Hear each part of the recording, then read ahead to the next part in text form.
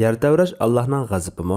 Shaksizki yer tavrash, chaqmoq chaqish, kun ay tutilish va kelkun kelish qatorliq ofatlar Allohning o'rinlashtirishi va hikmati bilan yuz beradigan hodisalar bo'lib, bularni Allohning g'azabi degan bir jumla bilan yakunlash to'g'ri bo'lmaydi.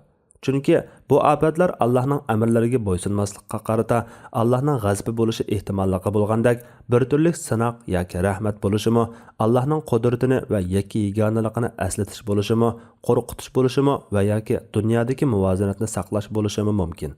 Kahf surasidagi voqealiklardek bizga ko'rinishda azob va g'azab, haqiqatida rahmat va rozilik bo'lishimi, qiyomatdagi cho'ng tavrashni eslatish bo'lishimi mumkin. Bularning hammasi bir ofatda jamlanishi mumkin. Ya'ni shu bir qatimliq yer tavrashda yoki tsunamida o'lganlarning ba'zilariga g'azab, ba'zilariga rahmat, ba'zilariga kafarat, yana ba'zilariga jazo bo'lsa, boshqa saq, yardar hayot qolganlarga nisbatan qo'rqitish, kamoliy qudratini ko'rsatish yoki tavba qilib olishga fursat berishdir.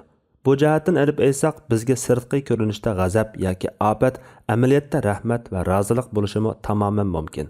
Şoňa bu türlük çoň afatlarni Allah'ның g'azabi deb yakun chiqarib tahlil qilish to'g'ri bo'lmaydi.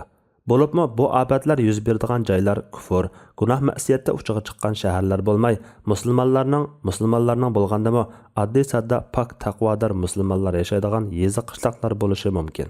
Şoňa bundaq ahvollarni ko'rganimizda yoki bu ofatlarda biror musibatga uchraganimizda Allohning qazoyi qadarini rozilik bilan kutib olish, andin gunoh ma'siyatdan yenib tavba qilish, boshqalarning haqqini qaytarish, mag'firat tilash, Allohni ko'p yod etish, har qachon bir-birimizga haqni va sabrni tavsiya qilish, ofatga uchraganlarga yordam berish va sadaqa ihsonlarni ko'p qilish orqali hoshimizni yig'ib olishimiz kerak. Allah eng to'g'risini bilguchidir. Fatvoda Doktor Abdul Aziz rahmatulloh.